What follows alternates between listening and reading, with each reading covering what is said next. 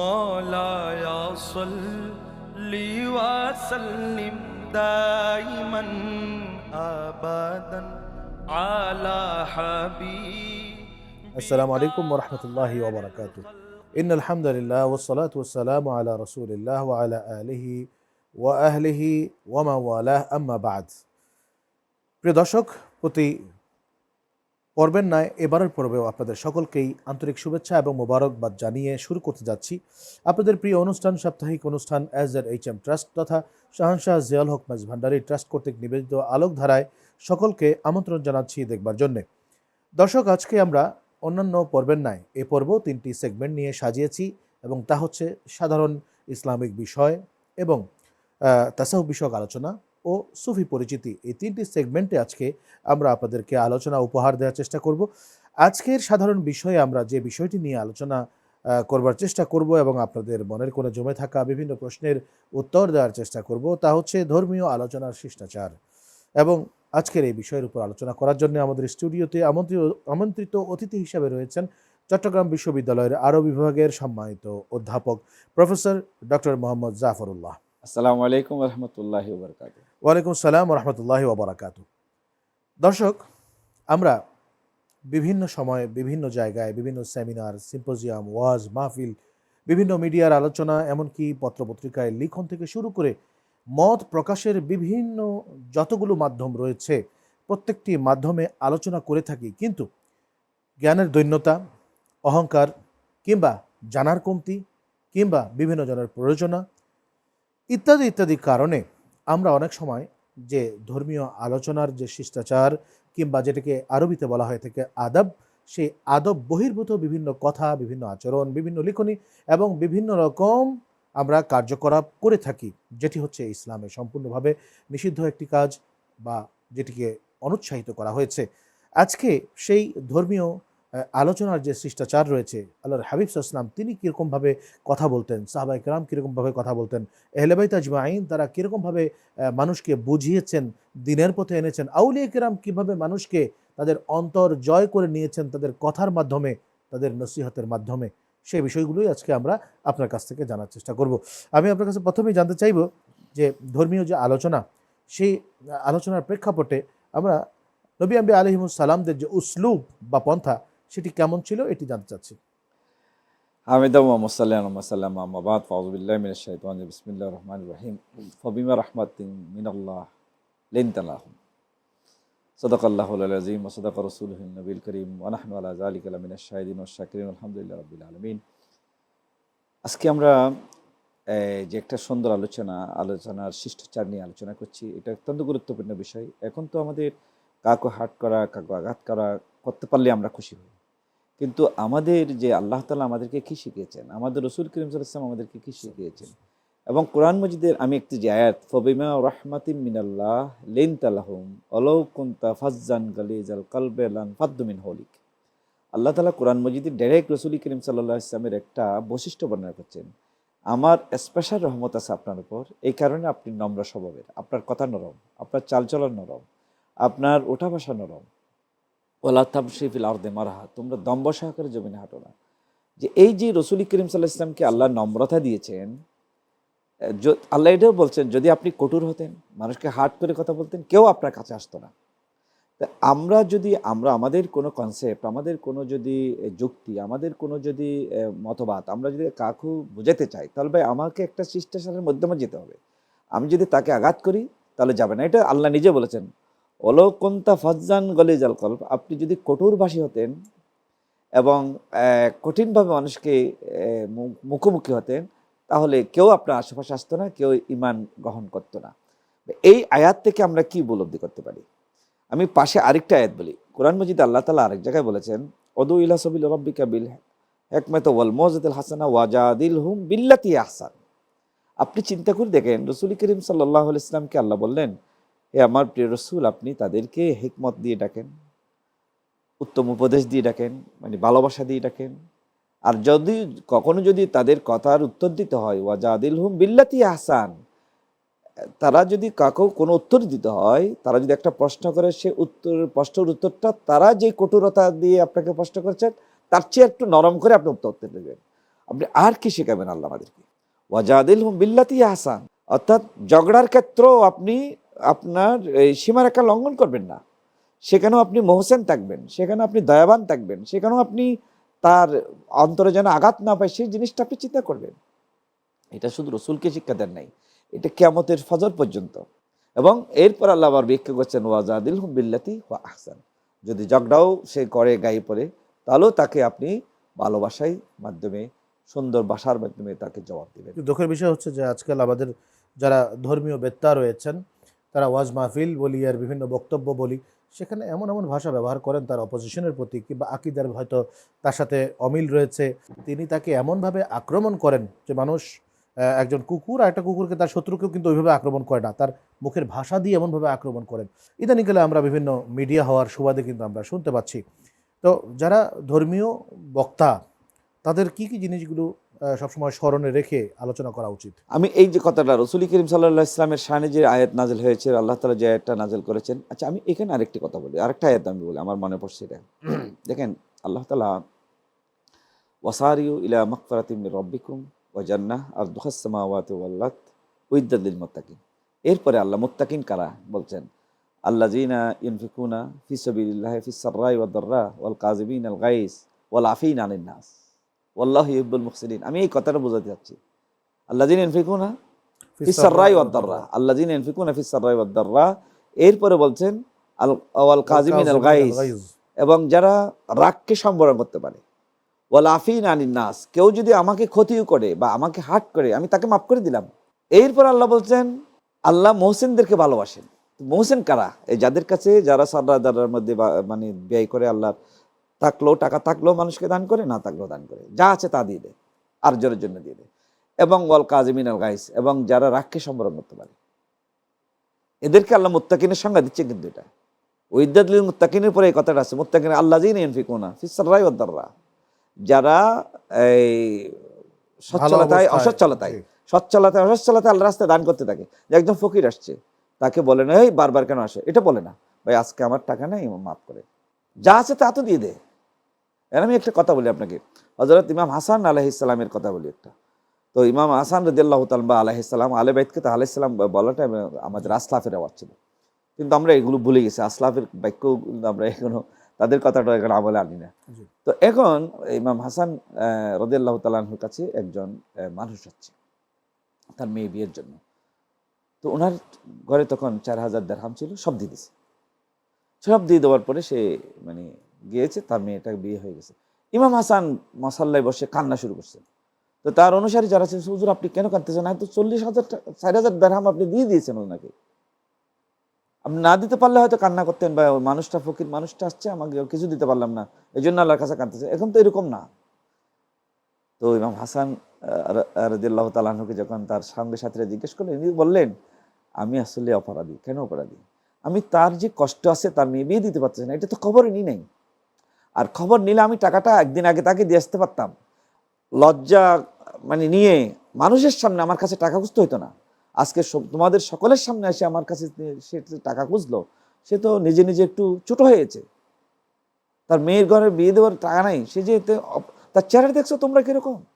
এই যে তার কাছে একটা মলিন চেহারা হযরত ইমাম হাসান আলাইহিস সালাম দেখেছেন, সেটাতে তিনি নিজেকে আর সম্বরণ করতে পারেন না। আল্লাহর কাছে দোয়া করতে, আল্লাহ তুমি আমাকে মাফ করে দাও, আমি টাকাটা হয়তো তাকে তার খবরটা নিয়ে যদি টাকাটা পৌঁছে দিতে পারতাম তাহলে আমার জন্য ভালো হতো। এই যে ওয়াল কাযিমিনাল গায়জ ওয়াল আফিনা আনিন নাস আল্লাযিনা ইউনফিকুনা ফিস সাররাই ওয়াদ দাররা, আপনি দেখেন সব চরিত্রগুলো কিন্তু আলে বাইত আতহারের মধ্যে ছিল, এবং এদের মাধ্যমে ইসলাম প্রতিষ্ঠিত হয়েছে। আমি এ পর্যায়ে তাসাউফের বিষয়ক আলোচনা চলে যাচ্ছি। প্রিয় দর্শক, আমাদের দ্বিতীয় সেগমেন্ট তাসাউফ বিষয়ক আলোচনা।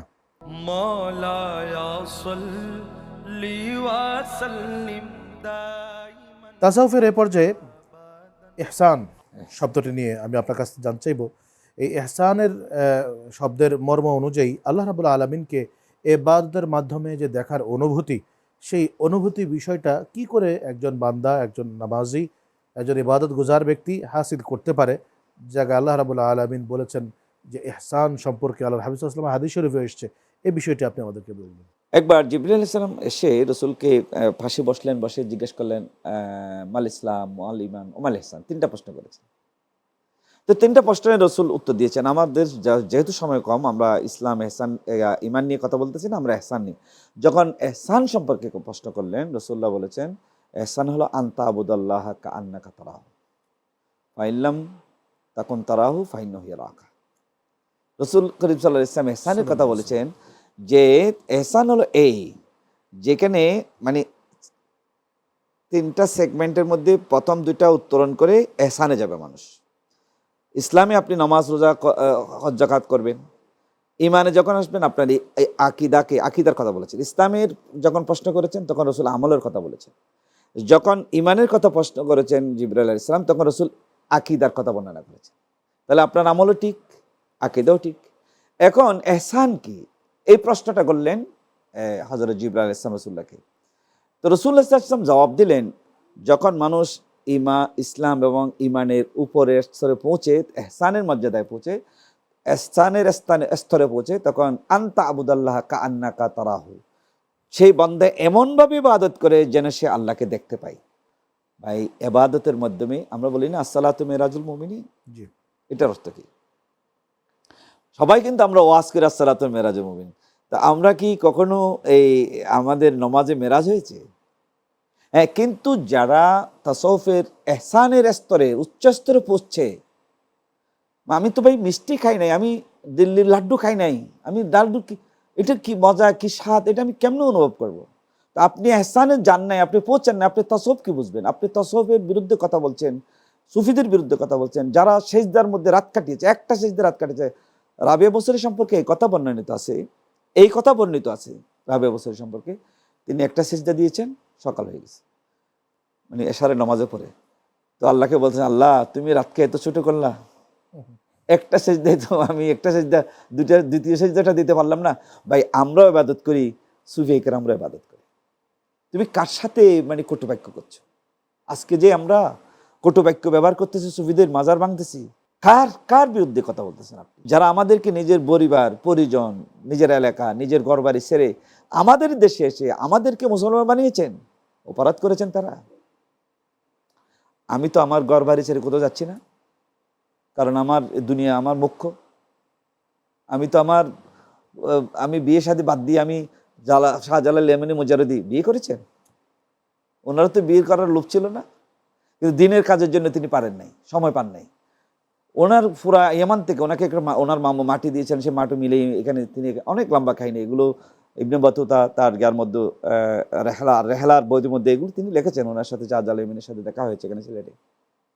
আপনি চিন্তা করে দেখেন যে সুফি কেরামরা এই স্তরে, এহসানের স্তরে পৌঁছে, যখন তারা এহসানের স্তরে পৌঁছে, তারা ভাই সেজদার মধ্যে আল্লাহর তাজাল্লি দেখতে পায়। সুবহানাল্লাহ। আনতা আবুদাল্লাহ কাআন্নাকা তারাহু, তারা যখন একদম ভিক্ষুক আসে, আল্লাহ, আচ্ছা একটা হাদিস আছে, আপনাকে অসাধারণ, এটা মনে পড়ে গেছে, লোভ সম্বরণ করতে পারছেন, সময় কিন্তু কম। আল্লাহ কিয়ামতের ময়দানে আমাদেরকে জিজ্ঞেস করবেন, আমি তোমার কাছে পানি চেয়েছিলাম, তুমি আমাকে পানি দাও নাই।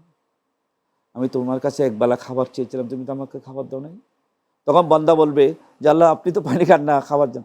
তোমার কাছে একজন ফকির গেছিল, মনে করে দেখো, ওইটাকে পানি দিলে আমাকে পানি দেওয়া হতো। এহসানের স্তরে যারা পড়ছে ওলামায়ে কেরামরা, যারা সেজদার মধ্যে আল্লাহর তাজাল্লি দেখতে পায়, এদের বিষয়ে কথা বলতে, এদের মাজার নিয়ে কথা বলতে, এদের ইজ্জত, এদের সম্মান নিয়ে কথা বলতে আমাদের জবানকে একটু মানে শালীন করা দরকার। আরেকটা বিষয় হচ্ছে যে আল্লাহ রাব্বুল আলামিনকে দেখার যে অনুভূতি, সেই অনুভূতিতে ইবাদতটা এহসান এর অবলম্বনে যদি কেউ করে থাকে, নামাজ পড়ে থাকে, যেরকম আল্লাহ রাব্বুল আলামিনকে যে দেখা, তার যে অনুভূতিটা, এখন যদি আমরা এই সেম জিনিসটাই রাসূল পাক সাল্লাল্লাহু আলাইহি ওয়াসাল্লাম তার বিষয়টা যদি আমরা মাথায় নিয়ে আসি, যে আমরা এত ইবাদত করছি, রাসূল পাক সাল্লাল্লাহু আলাইহি ওয়াসাল্লামকে অত দেখার তামান্না প্রত্যেকটা মুসলমানের থাকে, তো সেক্ষেত্রে তার কি করণীয়, কিভাবে সে আল্লাহ হাবিব দেখতে পারবে? আবুল আব্বাস মুরসি রাদিয়াল্লাহু তাআলা রাহমাতুল্লাহ আলাইহি, উনি বলছেন, লাউ হুজিবে আন্নি তুরফাতাইন মা আদাত্তু নাফসি মিন জুমরাতিল মুমিনিন। তিনি বলছেন, আমি যদি রাসূল করিম সাল্লাল্লাহু আলাইহি ওয়াসাল্লামকে মুহূর্তের জন্য না দেখি, তাহলে আমি নিজেকে ইমানদারও মনে করি না। তাহলে আল্লাহর বুজুর্গানে দিন যারা বড় কামেল ছিলেন, তারা রসুলকে দেখতেন, এবং রসুলের হাদিস আছে, এটা বুখারী শরীফের হাদিস, এটা অস্বীকার করার কোনো জোর নেই। মান রানি ফাকাত রানি ফাইন্না শাইতানা লা ইয়াতামাসসালু বি, যে আমাকে স্বপ্ন দেখেছে বা যে আমাকে দেখেছে সে আমাকেই দেখেছে, কারণ শয়তান আমার আকৃতি নিতে পারে না। সবার আকৃতি নিতে পারে, কিন্তু আমার আকৃতি নিতে পারে না। শয়তান এসে বলতে পারবে না আমি মোহাম্মদ সাল্লাল্লাহু আলাইহি ওয়াসাল্লাম, না বলতে পারবে না। সে এটা আল্লাহ আমাকে, সেই আল্লাহ এই ক্ষমতা, এই পাওয়ার, মোহাম্মদের আকৃতি ধারণ করার পাওয়ার আল্লাহ শয়তানকে দেয় নাই। সুতরাং যে আমাকে স্বপ্ন দেখেছে সে আমাকে স্বপ্ন দেখেছে। আপনি একটা সুন্দর প্রশ্ন করেছেন। একজন ইমানদারের তামান্না হিসেবে, একজন ইমানদার হিসেবে, রসুলের উম্মত হিসেবে আমাদের একটা কামনা বাসনা আছে যে মৃত্যুর আগে একবার রসুলকে দেখব। এবং রসুল্লাহ সাল্লাল্লাহু আলাইহি ওয়াসাল্লাম এই কথা বলেছেন, মান রানি ফিল মানামে ফাসায়ারানি ফিল ইয়াকজা। রসুল করিম সাল্লাল্লাহু আলাইহি ওয়াসাল্লাম বলেছেন যে আমাকে স্বপ্নে দেখবে, সে জাগ্রত অবস্থায় মৃত্যুর আগে আমাকে একবার দেখবে। সুবহানাল্লাহ। অলি কেরামরা, এটা খাজা গরিব নওয়াজ, এটা একবার বাইজ বুস্তামি সাথে কথাটা বলে দিই।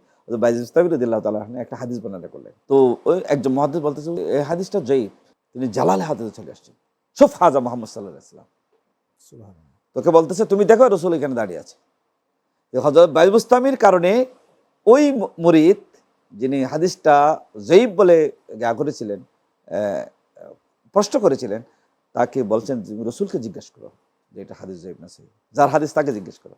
অর্থাৎ আল্লাহর ওলি কিরামরা যারা কামাল হইতে চলে যান, তারা তো নিজেরাই রসুলকে দেখেনি, কাউকে দেখাতে চাইলেও দেখাতে পারে।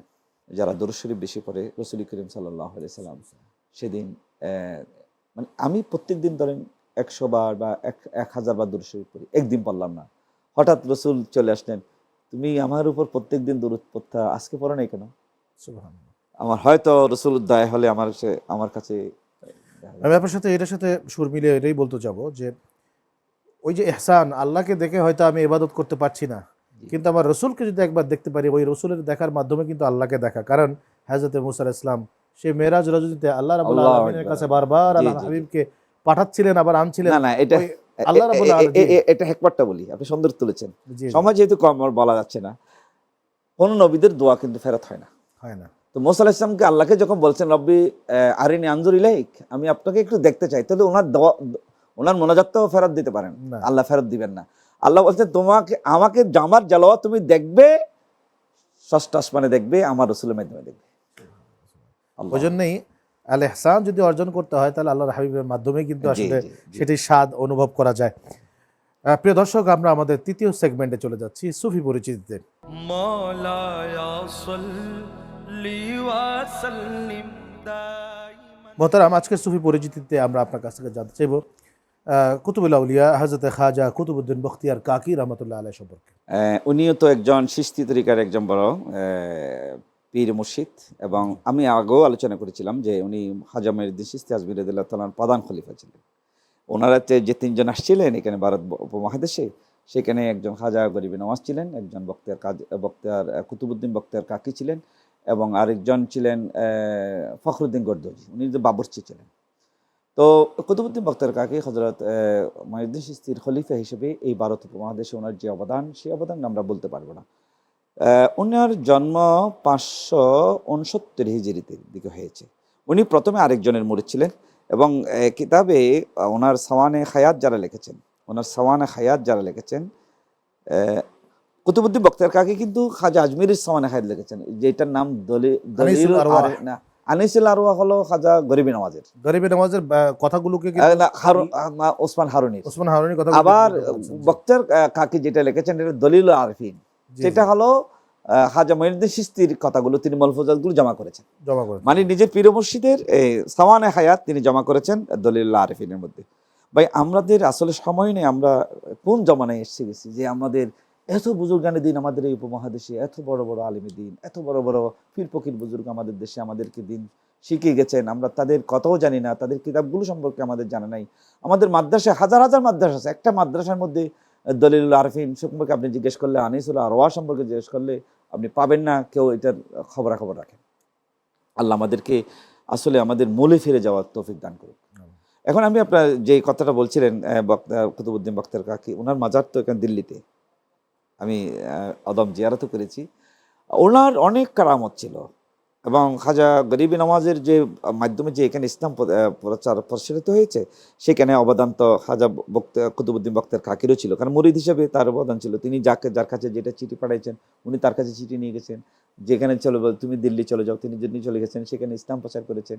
খাজা গরিবি নওয়াজ ছিলেন আজমিরে, এভাবে আপনি অনেক ইতিহাস। তো এখন আপনার একটা আমার একটা কিউরিওসিটি আছে, একটা আপনার একটা, ওনাকে কাকি কেন বলা হয়? ওনার কাকি হলো উনি খুব মানে মিতব্যয়ী ছিলেন। উনি এবাদতে মশগুল থাকতেন, সারা রাত সারাদিন এবাদত করতেন, তো উপার্জনের কিছু ছিল না। তো ওনার স্ত্রী ওই বিভিন্ন জায়গা থেকে দাঁড় করে চলতেন, একটা দোকান থেকে দাঁড় করে চলতেন, হঠাৎ করে দাঁড় করা বন্ধ হয়ে গেছে।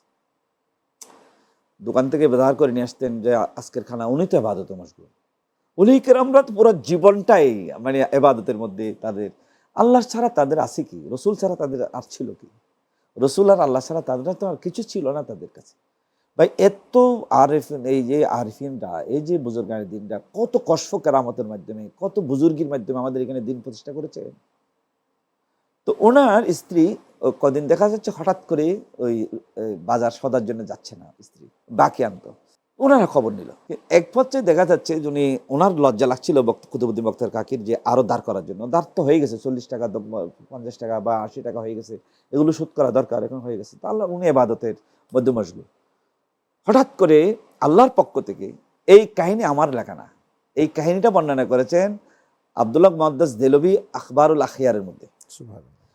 আখবারুল আখিয়ারের প্রথম যার আলোচনা করেছেন তবকায়ে ওলা, মানে প্রথম শ্রেণীর ওলি কেরাম, সেই তবকায়ে ওলার মধ্যে প্রথম শ্রেণীতে যার জীবনে আলোচনা করেছেন উনি খাজা মঈনুদ্দিন চিশতি আজমিরি।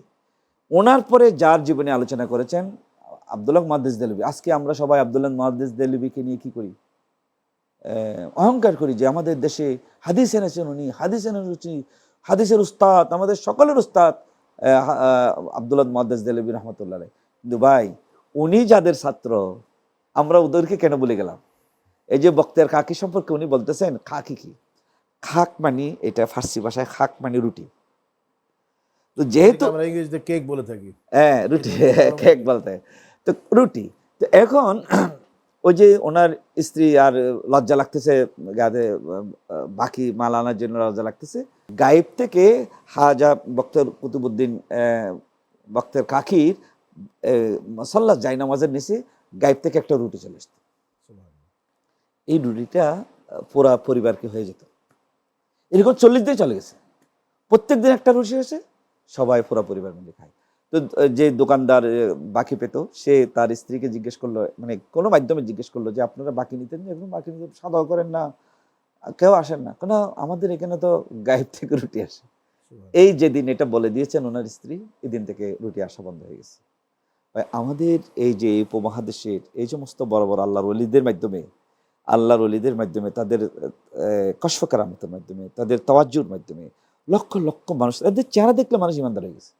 আপনাকে অসংখ্য ধন্যবাদ। প্রিয় দর্শক, আমরা এতক্ষণ যাবৎ ডক্টর প্রফেসর মোহাম্মদ জাফরুল্লাহ মহোদয়ের কাছ থেকে অত্যন্ত গুরুত্বপূর্ণ আলোচনা শুনছিলাম। বিশেষ করে যে আলোচকদের শিষ্টাচার সম্পর্কে তিনি গুরুত্বপূর্ণ দিক নির্দেশনা দিয়েছেন, সেই সাথে ইহসান তথা আল্লাহ রাব্বুল আলামিনকে দেখে ইবাদত করা, কিংবা এটা মনে করে ইবাদত করা যে তিনি আমাকে দেখছেন, সেই ইবাদত সম্পর্কে তিনি আলোকপাত করেছেন।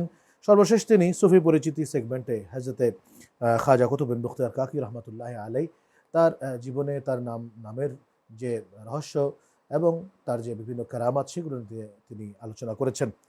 তার আজকের এই আলোচনা থেকে আমাদের এটি প্রতীয়মান হয় যে আল্লাহ সুবহানাহু ওয়া তাআলার যে প্রিয় ব্যক্তিত্ব যারা ছিলেন, আম্বিয়া আলাইহিস সালাম থেকে শুরু করে আউলিয়া কেরাম পর্যন্ত, তাদের চলন বলন প্রত্যেকটা জিনিস, তথা বিশেষ করে মানুষের সাথে বাচনভঙ্গি, মানুষের সাথে মুআমালাত মুআশারাত, এবং বিশেষ করে তাদের যে সুলুক, তাদের যে মানুষের সাথে কথা বলা বা চলন ফেরনের যে ঢং, সেই ঢং থেকে মানুষ সেই ঢং দেখে অনুপ্রাণিত হয়ে তাদের হাতে হাত দিয়ে বায়াত গ্রহণ করতেন, ইসলাম গ্রহণ করতেন, সত্যের পথে আসতেন।